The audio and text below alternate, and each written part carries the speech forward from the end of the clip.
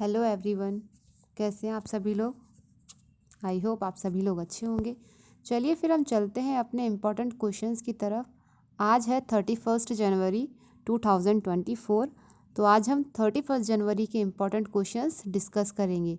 31 जनवरी से रिलेटेड जो important questions हैं, उनसे रिलेटेड एक्स्ट्रा फैक्ट्स हैं, स्टैटिक जीके है, जो भी आपके क्वेश्चंस हैं वो हम सारे डिस्कस करेंगे।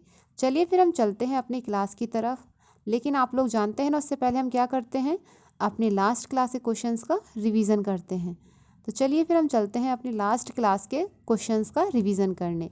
देखिए हमारा फर्स्ट क्वेश्चन क्या है लास्ट क्लास का। किस राजनेता ने 9वीं बार मुख्यमंत्री पद की शपथ लेने का नया रिकॉर्ड बनाया है? तो वो है नीतीश कुमार। नेक्स्ट है, दल बदल कानून पर पुनर्विचार के लिए लोकसभा अध्यक्ष ने किसकी अध्यक्षता में समिति बनाने का ऐलान किया है? तो वो किया है राहुल नार्वेकर ने। ग्रैंड स्लैम जीतने वाले सबसे उम्रदराज भारतीय खिलाड़ी कौन बने हैं? तो वो बने हैं Rohan Bopanna. International cricket council ICC ने भारत के किस पड़ोसी देश के क्रिकेट बोर्ड पर लगा प्रतिबंध हटा दिया है? तो वो हटाया है श्रीलंका ने। हाल ही में शीत युद्ध के बाद नाटो ने सबसे बड़ा सैन्य अभ्यास कहाँ प्रारंभ किया है? तो वो किया है स्टीडफास्ट डिफेंडर। ठीक है, चलिए चलते हैं नेक्स्ट क्वेश्चन की तरफ। देखिए हमारे नेक्स्ट क्वेश्चन क्या है, जो हमारे कल 69th फिल्म अवार्ड्स हुए थे ना, तो उनके बारे में देखिए। तो बेस्ट फीचर फिल्म का अवार्ड किसको मिला है? 12th फेल को। बेस्ट एक्टर कौन है? रणबीर कपूर, जो एनिमल मूवी के लिए मिला है उनको। बेस्ट एक्ट्रेस का अवार्ड मिला है आलिया भट्ट को, रॉकी और रानी की प्रेम कहानी के लिए। बेस्ट डायरेक्टर का अवार्ड मिला है विधु विनोद चोपड़ा जी को, जो है 12th फेल के director. Lifetime achievement award David Dhawan ji को मिला है। ठीक है, ये एक डायरेक्टर हैं। और बेस्ट डेब्यू एक्टर मेल का अवार्ड मिला है आदित्य रावल को, फराज के लिए। बेस्ट डेब्यू एक्ट्रेस फीमेल का अवार्ड मिला है अलीजह अग्निहोत्री, फर्रे के लिए। बेस्ट डेब्यू डायरेक्टर का अवार्ड मिला है तरुण डुडेजा जी को, जो फिल्म धक धक के लिए मिला है। Best actress in supporting role के लिए अवार्ड जो मिला है वो मिला है शबाना आजमी को, रॉकी और रानी मूवी के लिए। हाल ही में बच्चों के लिए दुनिया का पहला मलेरिया वैक्सीन कार्यक्रम किसने प्रारंभ किया है? कैमरून ने। तो ये हमारा लास्ट क्वेश्चन था लास्ट क्लास के क्वेश्चंस का रिवीजन करने के लिए, जो थे हमारे 30 जनवरी के। ठीक है, आज हम 31 जनवरी के इम्पोर्टेंट क्वेश्चंस करेंगे, तो आप लोग हो जाइए रेडी। चलिए फिर हम चलते हैं अपने फर्स्ट क्वेश्चन की तरफ, जो है 31 जनवरी का। ठीक है, देखिए हमारा फर्स्ट क्वेश्चन क्या है। Who has recently released the global economic outlook report? हाल ही में वैश्विक आर्थिक संभावना रिपोर्ट किसने जारी की है? तो देखिए इसके लिए हमारे ऑप्शंस हैं। Option A World Bank, option B IMF यानी कि इंटरनेशनल म्यूचुअल फंड, और हमारा सेकंड है ऑप्शन सी है हमारा WEF, और ऑप्शन डी है IUCN। बताइए क्या होगा आंसर हमारा कि वैश्विक आर्थिक संभावना रिपोर्ट किसने जारी की है? वर्ल्ड बैंक, IMF, WEF या IUCN? बताइए क्या होगा इसका आंसर। तो देखिए वैश्विक जो आर्थिक संभावना रिपोर्ट है ना, वो जारी करता है वर्ल्ड बैंक। ठीक है, वर्ल्ड बैंक जारी करता है इकोनॉमिक आउटलुक रिपोर्ट। देखिए हाल ही में विश्व बैंक, जो वर्ल्ड बैंक है जिसे हम शॉर्ट में WBB कहते हैं, W और B, ठीक है, WBB ने अपनी वैश्विक आर्थिक संभावना रिपोर्ट जारी की है। और वर्ल्ड बैंक की जो स्थापना है वो हुई थी 7 जुलाई 1944 को, और इसका जो मुख्यालय है वो है वाशिंगटन DC में, जो USA में है। और जो इसके अध्यक्ष हैं, चेयरमैन है इसके अजय बंगा। ठीक है, तो ये आप एक्स्ट्रा फैक्ट वर्ल्ड बैंक से रिलेटेड याद रखिएगा। और आगे के क्वेश्चंस की तरफ चलने से पहले आप लोग चैनल को सब्सक्राइब कर लीजिए और बेल आइकन को दबाना मत भूलिए, ताकि आपको क्लास का नोटिफिकेशन मिलता रहे। और आप चैनल को सब्सक्राइब कर लीजिए, शेयर कीजिए अपने फ्रेंड्स को, ताकि उन्हें भी इम्पोर्टेंट क्वेश्चंस मिल सकें। ठीक है, चलिए फिर चलते हैं हम नेक्स्ट क्वेश्चन की तरफ। देखिए हमारा क्वेश्चन नंबर 2 क्या है, which state has been given the award for the best tableau on Republic Day. गणतंत्र दिवस पर सर्वश्रेष्ठ झांकी का अवार्ड किस राज्य को दिया गया है? बताइए किस राज्य को दिया गया है। जो अभी रिपब्लिक डे सेलिब्रेट हुआ था उसमें सबसे ज़्यादा अच्छी, सबसे बेस्ट झांकी जो कौन सी थी, बताइए। देखिए इसके लिए ऑप्शंस हैं, option A Madhya Pradesh, option B Tamil Nadu, option C Uttar Pradesh and option D Uttarakhand. बताइए किस राज्य की झांकी सब सर्वश्रेष्ठ थी, सबसे अच्छी झांकी थी जिसने अवार्ड जीता है। बताइए किस राज्य की झांकी थी। ऑप्शंस हैं मध्य प्रदेश, तमिलनाडु, उत्तर प्रदेश एंड उत्तराखंड। तो देखिए इसका जो सही आंसर होगा वो होगा ऑप्शन सी उत्तर प्रदेश। उत्तर प्रदेश की जो झांकी थी ना उसमें जो अभी हमारा जो अयोध्या में श्री राम जी का मंदिर बना है उसमें जो श्री राम जी की वो प्रतिमा स्थापित की गई है, तो उसी से रिलेटेड इनकी झांकी थी, उसी का मतलब प्रदर्शन किया जा रहा था, तो उसी में उत्तर प्रदेश की झांकी सर्वश्रेष्ठ झांकी का अवार्ड जीता है। देखिए गणतंत्र दिवस पर दिल्ली के कर्तव्य पथ पर प्रदर्शित हुई उत्तर प्रदेश की जो झांकी विकसित भारत समृद्ध विरासत की थीम पर आधारित थी। किस थीम पर आधारित थी? विकसित भारत और समृद्ध भारत की विरासत। ठीक है, देखिए झांकी में प्रदेश की विरासत के साथ ही श्री राम मंदिर स्वरूप पर स्थापित रामलला की सुंदर प्रतिमा को भी लिया गया था, जिसे सांस्कृतिक विरासत से जोड़ा जा सकता है। ठीक है, चलिए नेक्स्ट क्वेश्चन की तरफ चलते हैं। देखिए how many people will be awarded Kirti Chakra in the year 2024। बताइए कितने लोगों को 2024 का कीर्ति चक्र प्रदान किया गया है। बताइए कितने लोगों को प्रदान किया गया है कीर्ति चक्र। ऑप्शन हैं आपके पास, option A 5, option B 6, option C 9 and option D 7। बताइए कितने लोगों को कीर्ति चक्र दिया गया है, कितने लोगों को सम्मानित किया गया है 2024 के कीर्ति चक्र से। तो देखिए इसका आंसर होगा ऑप्शन बी 6। 6 लोगों को कीर्ति चक्र प्रदान किया गया है। अब ये 6 लोग कौन कौन से हैं देख लेते हैं। देखिए सारे टोटल अवार्ड कितने हुए थे। देखिए 2024 में जो अभी अवार्ड्स हुए हैं ना, तो उसमें 6 तो कीर्ति चक्र दिए गए हैं और 16 शौर्य चक्र दिए गए हैं और इन सहित 80 वीरता पुरस्कार भी प्रदान किए जाएंगे। ये जो 26 जनवरी को अभी समारोह हुआ था ना, उसमें इन अवार्ड्स का ऐलान हो चुका है, तो ये उसमें दिए जा चुके हैं। तो देखिए कीर्ति चक्र किन किन लोगों को मिला है। देखिए कैप्टन अंशुमान सिंह को, हवलदार पवन कुमार, हवलदार Abdul Majid, Sipahi Pawan Kumar, major Dipendra Vikram Vishwet and major Digvijay Singh Rawat. इन 6 लोगों को कीर्ति चक्र से सम्मानित किया गया है। अब चलिए चलते हैं हमारे नेक्स्ट क्वेश्चन की तरफ।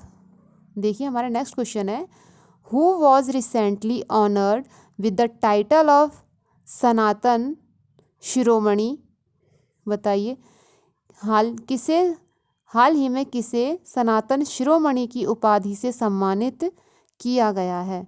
तो अब आप लोगों को पता ही है ना कि अयोध्या में श्री राम जी की प्राण प्रतिष्ठा हुई है तब से, और उससे पहले से भी जब से राम मंदिर के बारे में बातें हो रही थी, स्थापना से रिलेटेड जो बन रहा था, तो सब में सनातन धर्म को लेकर कितनी सारी बातें आ रही थी ना, सनातन धर्म को मानना चाहिए, सनातन धर्म के लिए ये करना चाहिए, तो वो राम मंदिर के उपलक्ष्य में ही की जा रही थी।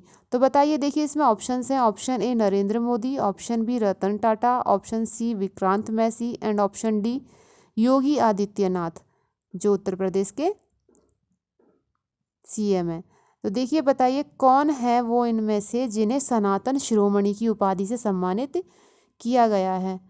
तो अब आप लोग जानते हैं राम मंदिर में जब प्राण प्रतिष्ठा हुई है तो उसमें नरेंद्र मोदी जी ने बहुत ज़्यादा सहयोग किया, बहुत ज़्यादा उन्होंने बढ़ चढ़ कर कार्य किए हैं, तो उन्हें ही सनातन शिरोमणि की उपाधि से सम्मानित किया गया है? तो इसका आंसर होगा ऑप्शन ए, नरेंद्र मोदी जी।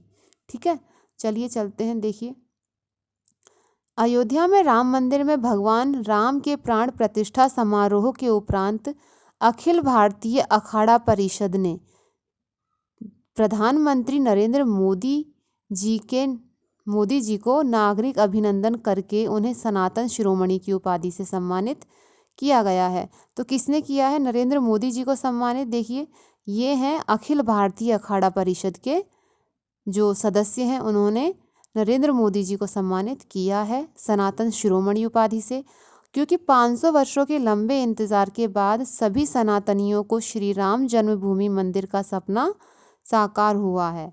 आप लोगों को तो सब कुछ पता है ना कि राम मंदिर के बारे में, और अगर नहीं पता है तो जो इम्पोर्टेंट क्वेश्चंस थे, फैक्ट्स थे, वो मैंने अभी वीडियो में अपलोड कर दिया है। राम मंदिर से जो रिलेटेड क्वेश्चंस थे, तो आप वो जा कर के देख सकते हैं।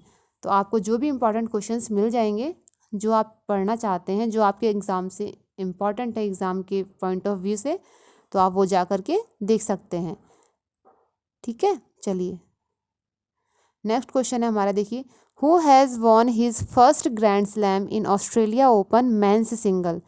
बताइए, ऑस्ट्रेलियन ओपन के पुरुष सिंगल्स में किसने अपना ग्रैंड स्लैम जीता है? तो इसके लिए देखिए ऑप्शंस हैं। ऑप्शन ए, नोवाक जोकोविच जो सर्बिया के हैं। ऑप्शन बी, कार्लोस अल्कराज जो स्पेन के हैं। और ऑप्शन सी है राफेल नडाल जो स्पेन के हैं। और ऑप्शन डी है जेनिक सिनर जो इटली के हैं। बताइए, इनमें से किसने ऑस्ट्रेलियन ओपन में मेंस सिंगल का खिताब जीता है, ग्रैंड स्लैम जीता है? बताइए। तो देखिए, इसके लिए हमारा आंसर होगा option D, Jannik Sinner. Jannik Sinner ने, जो इटली के हैं, इन्होंने मेंस सिंगल का ग्रैंड स्लैम जीता है ऑस्ट्रेलियन ओपन में। ठीक है, देखिए क्वेश्चन नंबर 6 है हमारा। Who has won the women's single title in Australian Open 2024? Australian Open 2024 में किसने महिला सिंगल्स का खिताब अपने नाम किया है? तो देखिए, इसके लिए ऑप्शंस हैं। ऑप्शन ए, आर्याना सबालेका बेलारूस की हैं ये। और ऑप्शन बी है कोको गॉफ जो अमेरिका की हैं। ऑप्शन सी है एगा स्विटेक जो पोलैंड की हैं। And option D, Mary Kom जो इंडिया की हैं। बताइए, इनमें से कौन है जिसने ऑस्ट्रेलियन ओपन 2024 में महिला सिंगल्स का खिताब अपने नाम किया है? तो देखिए, इसका आंसर होगा ऑप्शन ए, आर्याना सबालेका। इन्होंने, ये बेलारूस की हैं, इन्होंने ऑस्ट्रेलियन ओपन 2024 में महिला सिंगल्स का खिताब अपने नाम किया है। चलिए चलते हैं नेक्स्ट क्वेश्चन की तरफ। क्वेश्चन नंबर 7 है। देखिए, with whom the Indian army will start the first joint military exercise सदा तंसीक? बताइए, किसने, मतलब भारतीय सेना ने पहला संयुक्त सेना अभ्यास सदा तंसीक किसके साथ प्रारंभ करेगी?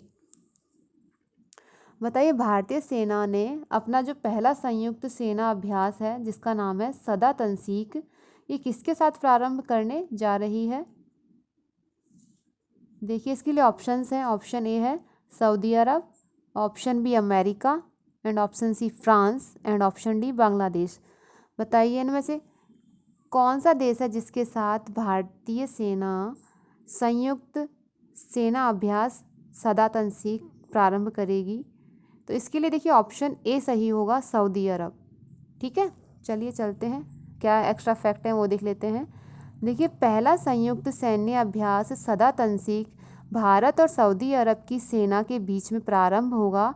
इसका आयोजन 29 जनवरी से 10 फरवरी 2024 तक राजस्थान में आयोजित किया जाएगा।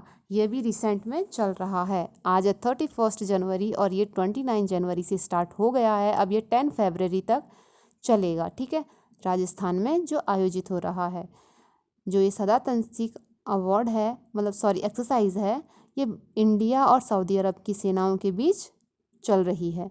अब देखिए, सऊदी अरब की जो राजधानी है, कैपिटल है, वो है रियाद। यहाँ की करेंसी है सऊदी रियाल। और यहाँ के जो राष्ट्रपति हैं वो हैं मोहम्मद बिन सलमान। तो ये एक्स्ट्रा फैक्ट्स आप लोग याद रखिएगा। चलिए चलते हैं नेक्स्ट क्वेश्चन की तरफ। हमारा क्वेश्चन नंबर 8 है। At which place beating the retreat is organised every year. Beating the retreat प्रत्येक वर्ष किस स्थान पर आयोजित की जाती है? तो देखिए किस स्थान पर ये आयोजित की जाती है। इसके ऑप्शंस हैं। ऑप्शन ए राष्ट्रपति भवन न्यू दिल्ली में, option B Red Fort New Delhi, option C India Gate New Delhi and option D Vijay Chowk New Delhi. बताइए कहाँ पर बीटिंग द रिट्रीट ऑर्गेनाइज की जाती है, किस स्थान पर की जाती है ये? तो ये की जाती है विजय चौक में, जो न्यू दिल्ली में है। विजय चौक में बीटिंग द रिट्रीट हर वर्ष आयोजित की जाती है। अब देखिए 29 जनवरी 2024 को बीटिंग द रिट्रीट समारोह ने नई दिल्ली के विजय चौक पर 75वें गणतंत्र दिवस समारोह के समापन को चिन्हित किया है। और इसमें देखिए क्या क्या हुआ है। देखिए संगीत प्रदर्शन में कौन कौन सी जो आर्मीज थी, सेनाएं थी, वो थी शामिल थी। देखिए संगीत प्रदर्शन में भारतीय सेना, नौसेना, वायुसेना, दिल्ली पुलिस और सीआरपीएफ केंद्रीय सशस्त्र पुलिस बल के बैंड भी शामिल थे। ठीक है, चलिए नेक्स्ट क्वेश्चन तरफ चलते हैं। क्वेश्चन नंबर 9 है हमारा। देखिए with whom Tata has signed an agreement to set up India's first private helicopter assembly line. Tata ने भारत की पहली प्राइवेट हेलीकॉप्टर असेंबली लाइन स्थापित करने के लिए किसके साथ समझौता किया है? तो देखिए इसके लिए ऑप्शंस हैं। ऑप्शन ए है Hindustan aeronautics limited, option B है the salt aviation and option C Boeing and option D Airbus. बताइए टाटा ने भारत की जो पहली प्राइवेट हेलीकॉप्टर असेंबली लाइन स्थापित करने के लिए किसके साथ समझौता किया है इनमें से? तो देखिए इसका आंसर होगा ऑप्शन डी एयरबस। टाटा ने एयरबस के साथ भारत की पहली प्राइवेट हेलीकॉप्टर असेंबली लाइन स्थापित करने के लिए समझौता किया है। देखिए भारत की एरोस्पेस कंपनी एयरबस टाटा के साथ मिलकर भारत की पहली निजी हेलीकॉप्टर असेंबली लाइन स्थापित करेगी और एयरबस हेलीकॉप्टर ने नागरिक हेलीकॉप्टरों के लिए टाटा समूह के साथ साझेदारी की भी घोषणा कर दी है। चलिए नेक्स्ट क्वेश्चन की तरफ चलते हैं। देखिए हमारा नेक्स्ट क्वेश्चन क्या है, लास्ट क्वेश्चन आज के करंट अफेयर का। और आप लोगों ने चैनल को सब्सक्राइब किया है या नहीं किया? नहीं किया है तो कर लीजिए ताकि आपको इम्पोर्टेंट क्वेश्चंस मिलते रहें। देखिए हमारा लास्ट क्वेश्चन क्या है, where Sambhar festival is organised. Sambhar महोत्सव कहाँ आयोजित किया जाता है? तो देखिए इसके लिए ऑप्शंस हैं। Option A Bihar, option B West Bengal, option C Tamil Nadu and option D Rajasthan. बताइए इनमें से कौन सा स्टेट है जहाँ पर सांभर महोत्सव आयोजित किया जाता है? तो देखिए इसका जो आंसर होगा सांभर महोत्सव कहाँ आयोजित होता है? राजस्थान में। और सांभर लेक कहाँ पर है? ये राजस्थान में है। तो ये फेस्टिवल राजस्थान में सेलिब्रेट किया जाता है। अब देखिए क्या है एक्स्ट्रा फैक्ट इस क्वेश्चन के। देखिए सांभर महोत्सव 2024 का आयोजन राजस्थान में किया जाता है। सांभर महोत्सव कच्छ के रण महोत्सव की तर्ज पर विकसित किया गया है और इसका आयोजन देखिए कब से कब तक हो रहा है, कब से कब तक हुआ था? इसका आयोजन हुआ था 26 जनवरी 2024 से लेकर के 28 जनवरी 2024 तक। अब देखिए सांभर झील भारत की सबसे बड़ी अंतर्देशीय नमक की झील है जो अरावली पर्वतमाला के अवसाद में स्थित है। ठीक है, तो ये थे देखिए आज के इम्पोर्टेंट क्वेश्चंस जो हम लोगों ने डिस्कस किए हैं। और आप लोग अपने फ्रेंड्स को भी शेयर कीजिए चैनल को ताकि उनको भी इम्पोर्टेंट क्वेश्चंस मिलते रहें। और आप लोग भी लाइक कीजिए, चैनल को सब्सक्राइब कर लीजिए और बेल आइकन को भी दबा लीजिए ताकि आपको भी नोटिफिकेशंस मिलते रहें। Okay, thanks for watching.